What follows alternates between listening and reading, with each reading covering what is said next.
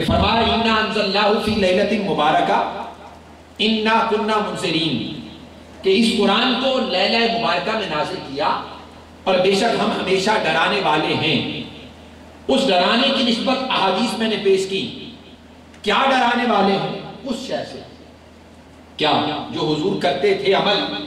اور کس وجہ سے کرتے تھے، جو میں نے آپ کے سامنے کہ قبور پر بھی تشریف لے کر گئے، محو دعا بھی ہوئے، محو عبادت و ریاضت بھی ہوئے، لیکن کیوں ہوئے؟ اس کی خاص وجہ کیا تھی؟ قرآن مجید کہتا ہے فِيهَا يُفْرَقُ كُلُّ أَمْرٍ حَكِيمٍ۔ لوگوں یہ لیلہ مبارکہ جو ماہ شعبان المعظم میں ہے، اس کی ایک فضیلت تو یہ کہ اس میں قرآن نازل ہوا۔ دوسری فضیلت جو میں نے اپنے وجدان اور عقیدہ کے ذوق سے بیان کی کہ شعبان کو حضور نے اپنا مہینہ کہا، اور قرآن نے جو اس کی فضیلت خود بیان کی، چونکہ لیلۃ القدر کی فضیلت دونوں اعتبار سے قرآن میں آ گئی کہ اس میں قرآن بھی نازل ہوا اور وہ رمضان میں بھی ہے، اور رمضان کا مقام یہ ہے کہ شہر رمضان الذی انزل فیہ القرآن، کہ رمضان کا مہینہ وہ ہے کہ جس میں قرآن نازل ہوا، تو دونوں اعتبار سے اتنا مقام ان کو مل گیا۔ اس کو مقام دینے کے لیے رب کائنات نے فرمایا فیہا یفرق کل امر حکیم، کہ ہر حکمت والا کام صاحب ڈیوٹی کے رب ذوالجلال سپرد کر دیتا۔ ان احکامات الہیہ میں سے اور حکم میں سے اور حکمت کے کاموں میں سے کون کون سے کام ہیں؟ سب سے بڑا کام یہ ہے، یہ سپرد کیا جاتا ہے کہ کوئی شخص اس دنیا میں آ رہا ہے تو اس کی کتنی زندگی ہے، کوئی جا رہا ہے تو کب اس کا وقت متعین ہے، اس کو ریسکیجول کر دیا جاتا ہے۔ لکھ تو رب ذوالجلال نے پہلے سے دیا۔ اللہ کی بارگاہ میں اعمال پیش کیے جاتے ہیں، اور حضور فرماتے ہیں کہ یعرض الاعمال فی لیلۃ النصف من شعبان، رب کائنات کی بارگاہ میں شعبان کی 15ویں شب کو اللہ کی بارگاہ میں جمیع عالم انسانیت کے اعمال پیش کیے جاتے ہیں۔ اور یاد رکھو، جب اعمال چونکہ پیش کیے جاتے ہیں تو سیدہ عائشہ فرماتی ہیں کہ میں نے تاجدار کائنات کو رمضان کے بعد شعبان کے علاوہ کسی مہینے میں اتنی عبادت کرتے، روزے رکھتے دیکھا ہی نہیں جتنا شعبان میں رکھا، شعبان میں رکھا کرتے۔ اور جناب سیدہ عائشہ فرماتی، میں نے عرض کی یا رسول اللہ، آپ شعبان میں روزے اتنے اور کثرت سے اتنی عبادت اور تلاوت قرآن کیوں کرتے ہیں؟ حضور نے وہ حدیث بیان فرمائی جو میں نے ابھی پڑھی کہ یعرض الاعمال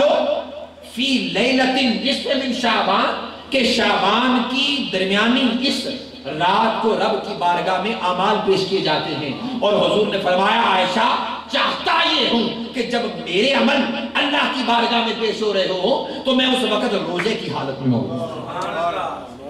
اس وقت قرآن کی تلاوت کر رہا تھا، اس وقت زہد میں، تقوی میں، اس وقت پرہیزگاری میں، روزے کی حالت میں مکمل طور پر ہوں، تاکہ اللہ کی بارگاہ میں متقی لکھ دیا جا سکے۔ حالانکہ متقی بہت چھوٹا درجہ ہے مقام رسالت کے مقام، لیکن حضور علیہ السلام اس صائمین، اتقاء کو، اس تائبین اور اس اللہ کی بارگاہ میں رجوع اور مغفرت کو اتنا مقام عطا کر رہے ہیں تاکہ امت یہ نہ کوئی سمجھے کہ میں توبہ کروں تو کیوں کروں، میں معافی مانگوں تو کیوں مانگوں، میں استغفار کروں تو کیوں کروں۔ آقا فرماتے ہیں جب ساری کائنات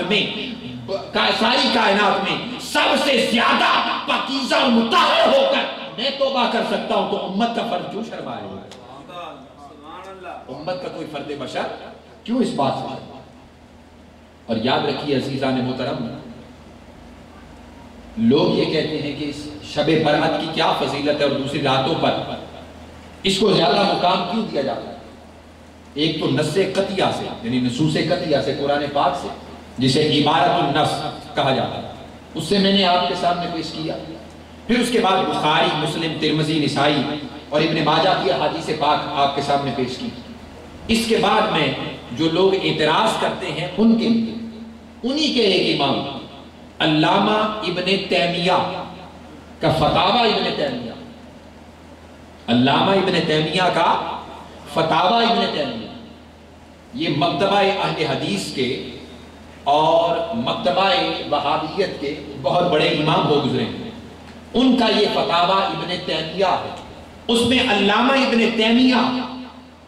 اس شب برأت کے حوالے سے، اس لیلہ مبارکہ کے حوالے سے، اس شب برات کے حوالے سے، اس حکمت والی رات کے حوالے سے یہ فتویٰ دیتے ہیں، ان کا یہ فتویٰ ہے، یہ فتویٰ دیتے ہیں کہ قرآن پاک نے اسے لیلہ مبارکہ اور حکمت والی رات، اور حدیث نے اسے عبادت اور ریاضت والی رات اور اعمال کے پیش ہونے کی رات بیان کیا ہے۔ تو لہٰذا جو کوئی شخص اس رات کو اللہ کے حضور کھڑا ہو کر عبادت اور ریاضت کرتا ہے تو حدیث نوٹ کرتے ہیں کہ تاجدار کائنات نے فرمایا کہ ہر شخص کے اعمال جتنے بھی برے کیوں نہ ہوں رب کائنات بخش دیتا ہے سوائے اس شخص کے کہ جس نے شرک کیا تاکہ وہ معافی نہ مانگے، توبہ نہ کرے۔ یہ علامہ ابن تیمیہ لکھ رہے ہیں جس نے شرک کیا وہ شرک چھوڑے، معافی مانگے، توبہ کر لے۔ جو شخص والدین کا نافرمان ہے وہ ان سے معافی مانگے، توبہ کر لے۔ جس شخص نے قطع تعلقی کی ہے، صلہ رحمی نہیں کی، وہ قطع تعلقی کو چھوڑ کر صلہ رحمی کر لے، اور کچھ اپنی غلطی ہے تو اس سے جا کے معافی مانگ لے، ایکسکیوز کر لے۔ تو علامہ ابن تیمیہ نے اس حدیث کو نقل کر کے آگے بیان کیا ہے کہ میرا یہ وجدان کہتا ہے کہ جو کوئی شخص اس رات میں کھڑا ہو کر اللہ کی بارگاہ میں عبادت کرتا ہے، خدا کی عزت کی قسم مصطفیٰ کے صدقے سے اس کے سارے گناہ معاف کر دیے۔ اسی لیے اسے لیلہ برات یعنی گناہوں سے چھٹکارے کی رات کہا جاتا ہے، اور اسی لیے حضور نے فرمایا جو حدیث سے ثابت ہے لیلہ برات کہ اُتِقَ مِنَ النَّارِ، ایسا شخص جنت سے چھٹکارا، دوزخ سے چھٹکارا پا جاتا ہے اور رب کائنات اس کے لیے جنت کو لکھ دے گا۔ اور اس نسبت سے بات قابل توجہ ہے عزیزان محترم، جیسے یاد رکھیے زمانوں کو زمانوں پر فضیلت ہے، اور حضور نے خود فرمایا خیر القرون قرنی ثم الذین یلونہم ثم الذین یلونہم، سب سے بہتر میرا زمانہ ہے، اس کے بعد وہ زمانہ جو اس زمانے سے ملا ہوا، اس کے بعد وہ زمانہ جو اس سے ملا ہوا ہے، اس کے بعد وہ زمانہ جو اس سے ملا ہوا، سب سے بہتر حضور نے فرمایا میرا زمانہ ہے۔ آج بھی زمانہ حضور کا ہی ہے، اور اللہ پاک نے بھی فرمایا ہے، حدیث قدسی ہے لا تسبوا الدہر وانا الدہر۔ آج لوگ کہتے ہیں بھائی زمانہ بڑا خراب ہے، زمانے کو گالی دیتے ہیں، اللہ پاک فرماتا ہے زمانے کو گالی نہ دو، لا تسبوا الدہر، زمانے کو گالی نہ دو، لأن انا الدہر، اللہ فرماتا ہے میں خود زمانہ ہوں۔ لہذا یہ بات نوٹ کر لیں، میں نے بڑے لوگوں سے سنا ہے، وہ کہتے ہیں زمانہ بڑا خراب ہو گیا، یہ ہو گیا، گالیاں دیتے ہیں زمانے، دور بڑا عجیبہ، فرمایا نا لا تسبوا الدہر وانا الدہر، زمانے کو گالی نہ دو، اللہ فرماتا ہے میں خود زمانہ ہوں۔ اسی لیے قرآن مجید میں اللہ پاک نے والعصر زمانے کی قسم اٹھائی، تو قسمیں رب ایسے ہی اٹھاتا ہے، ہم زمانے کو گالی دیتے ہیں، اللہ فرماتا ہے میں خود زمانہ ہوں۔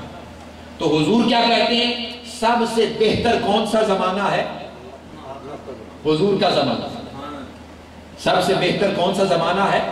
حضور کا۔ پھر اس کے بعد وہ جو اس سے ملا، جو اس کے بعد وہ یعنی فضیلت والا زمانہ، جس زمانے میں حضور ظاہری طور پر موجود تھے، ظاہری حیات میں، حضور آج بھی ہیں، ظاہری حیات میں حضور موجود تھے، ہماری صحابہ دیکھا کرتے، نظروں کے سامنے نظر آیا کرتے، تو پتا چلا زمانے بھی ایک جیسے،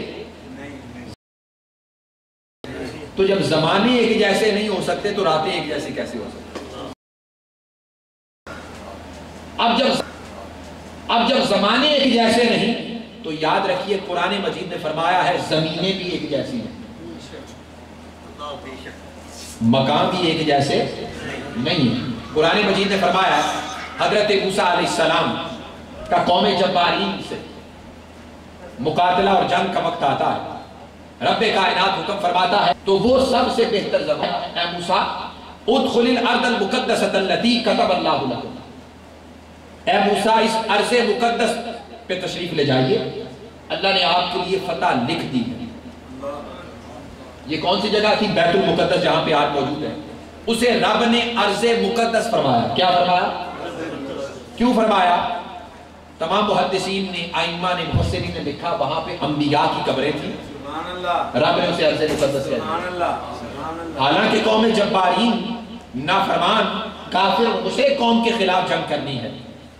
لیکن جہاں جنگ کرنی ہے، جہاں موجود ہے، اس زمین کے اس خطے کو ارض مقدس کہا جا رہا ہے، لیکن جنگ کافروں مشرکوں کے خلاف ہو رہی ہے۔ لیکن پتہ چلا اللہ فرماتا ہے جہاں میرے پاکیزہ لوگ رہتے ہیں وہ بستی بھی عام بستی نہیں بلکہ بستی شریف ہو جاتی ہے، وہ ارض مقدس ہو گئی، پاک سرزمین ہو گئی۔ تو جب زمانے ایک جیسے نہ رہے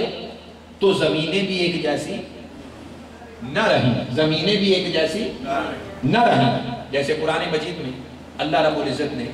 کعبۃ اللہ کے لیے مکہ مکرمہ، ان اول بیت وضع للناس للذی ببکہ مبارک وہدی للعالمین، اسے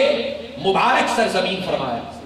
اور حدیث پاک میں متواتراً موجود ہے، حضور علیہ السلام نے ارشاد فرمایا کائنات میں سب سے زیادہ متبرک اگر کوئی خطہ زمین ہے تو وہ کعبۃ اللہ کا ہے، اس کے بعد حضور نے فرمایا مدینہ منورہ کا ہے۔ لیکن ایمان اور عقیدہ یہ کہتا ہے کہ جب حضور نے فرمایا کہ باری تعالیٰ کعبۃ اللہ اور مکہ مکرمہ کو تو نے فضیلت دی ہے اور اس میں برکت دی ہے، مدینہ منورہ کے سا اور اس کے وزن اور اس کے پیمانے میں مکہ سے دگنی برکت عطا فرما، مدینہ کے سا اور اس کے وزن میں دگنی برکت عطا فرما۔ تو مصطفیٰ کی نسبت سے مدینہ میرا ایمان کعبہ سے بھی افضل ہے۔ اور متفقہ جمہور علماء اسلام کا اس بات پر متفقہ فیصلہ ہے کہ وہ مقام اور وہ مٹی اور وہ قبر انور کا وہ حصہ جو آج جسد اقدس مصطفیٰ سے لگا ہے وہ عرش عظیم سے بھی اعلیٰ ہے، وہ عرش اعلیٰ سے بھی اعلیٰ ہے۔ کیوں کہ شب اسرا کی رات عرش تو میرے مصطفیٰ کی جوتیوں کے نیچے تھا، مصطفیٰ کی جوتیوں کے نالین پاک کے نیچے تھا۔ تو جو اوپر ہو وہ اعلیٰ ہوتا ہے، نیچے جو ہو وہ ادنا ہوتا ہے۔ تو عرش میرے مصطفیٰ کے جوڑوں کے برابر بھی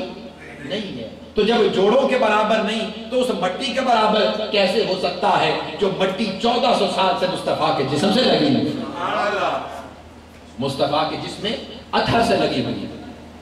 اور حضور نے فرمایا ان اللہ حرم علی الارض ان تاکل اجساد الانبیاء، اللہ نے زمین کی مٹی پر حرام کر دیا ہے وہ انبیاء کے جسموں کو کھا نہیں سکتی، صرف بوسے دیتی رہتی ہے۔ اور اس کے صدقے سے آپ جا کے دیکھ لیں آج بھی مدینہ منورہ کی مٹی کریم کلر کی نہیں ہے بلکہ سفید مٹی ہے۔ مدینہ منورہ کی جو مٹی ہے وہ جو خاک شفا ہے وہ سفید ہے۔ دنیا کی اور یہاں امریکہ کی دیکھ لیں، دنیا کے مختلف خطوں کی مٹی کے کلر جو ہیں وہ مختلف ہے، لیکن مدینہ منورہ کی جو مٹی ہے وہ سفید ہے۔ سفید کیوں ہے؟ اس لیے کہ اس مٹی کے ساتھ نور والے کا نور لگا، اس مٹی کو بھی سفید کر دیا۔ تو عزیزان محترم بات یہ قابل توجہ ہے کہ زمین کے خطے بھی ایک جیسے نہیں ہیں، زمین کے خطے بھی ایک جیسے جب نہ رہے تو مہینے بھی ایک جیسے نہ رہے۔ کیسے؟ فرمایا شہر رمضان الذی انزل فیہ القرآن، اس کی فضیلت اس انداز میں بیان فرمائی کہ رمضان کے بارے میں حضور نے خود فرمایا کہ رب کائنات نے پورے سال میں اگر کوئی مقدس مہینہ رکھا ہے تو وہ ماہ رمضان کا مہینہ ہے، اور حضور نے فرمایا اس کے بعد اگر کوئی مقدس ہے تو وہ ماہ شعبان کا مہینہ۔ تو جیسے میں نے عرض کیا گفتگو کو اب میں مکمل کر رہا ہوں، جو بات قابل توجہ ہے کہ زمان ایک جیسے نہ رہے، مکان ایک جیسے نہ رہے، مہینے ایک جیسے نہ رہے، ہفتے کے دن ایک جیسے نہ رہے، کیونکہ حضور نے فرمایا سب سے فضیلت والی رات جمعے کی رات ہے اور سب سے فضیلت والا دن جمعے کا دن ہے، اور اس کے بعد حضور نے فرمایا یوم الخمیس اور یوم الاثنین، یعنی سوموار کا دن اور جمعرات کا دن ہے، اس کے بارے میں بھی حضور نے فرمایا تورد الاعمال امتی یوم الخمیس و یوم الاثنین، بندے کے اعمال اللہ کی بارگاہ میں جمعرات اور سوموار کو اللہ کی بارگاہ میں پیش کیے جاتے ہیں۔ تو ہفتے میں بھی دن برابر نہ رہے گا۔ اس کے بعد حضور نے تفصیلی انداز سے جب یہ سارا بیان کر دیا تو تاجدار کائنات نے فرمایا یاد رکھو پورے سال کے اندر 5 راتیں افضل رکھی، پہلی رات جمعہ کی رات، دوسری رات عید الفطر کی رات، تیسری رات عید الاضحیٰ کی رات، چوتھی رات لیلۃ القدر کی رات، پانچویں رات لیلہ برات، لیلہ مبارکہ کی رات۔ یہ ساری راتیں افضل ہو گئی، لیکن آئیے آخر میں یہ تو حدیث اور قرآن سے کنکلوژن مل گیا، لیکن امام قسطلانی کو پڑھیے اور شرح المواہب امام زرقانی کو پڑھیے۔ امام قسطلانی اور امام زرقانی ان تمام ٹاپکس پر گفتگو کرنے کے بعد یہ کہتے ہیں، آپ فرماتے ہیں لوگوں تم نے دیکھا کہ جمعہ کی رات افضل والی ہے، مصطفیٰ نے فرمایا عید الفطر کی رات افضل والی ہے، مصطفیٰ نے فرمایا عید الاضحیٰ کی رات فضیلت والی ہے، مصطفیٰ نے فرمایا لیلۃ القدر کی رات فضیلت والی ہے، مصطفیٰ نے فرمایا لیلہ برات کی رات فضیلت والی ہے، مصطفیٰ نے فرمایا۔ لیکن امام قسطلانی کہتے ہیں یہ ساری راتیں افضل ہیں صدقہ مصطفیٰ کا۔ وہ کہتے ہیں میری نظر میں سب سے افضل رات وہ ہے جس رات مصطفیٰ خود آیا،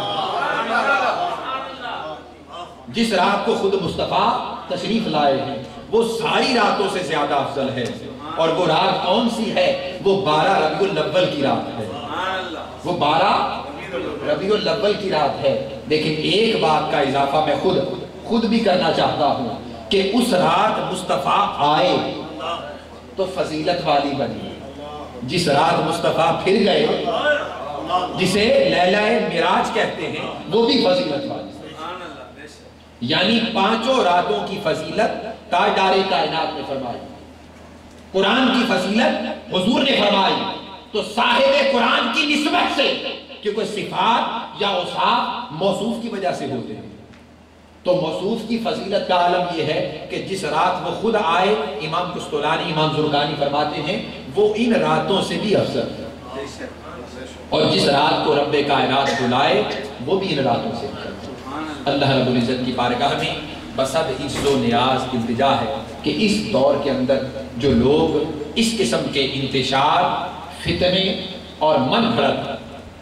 نقطہ نظر کم علمی، کم فہمی، مطالعہ کی کمی، قرآن و سنت سے بے خبری کے باعث کرتے پھرتے ہیں، ایسے لوگوں کو چاہیے پہلے قرآن پڑھیں، حدیث پڑھیں، ائمہ کو پڑھیں، پھر اس کے بعد اپنے نظریات منبروں پر،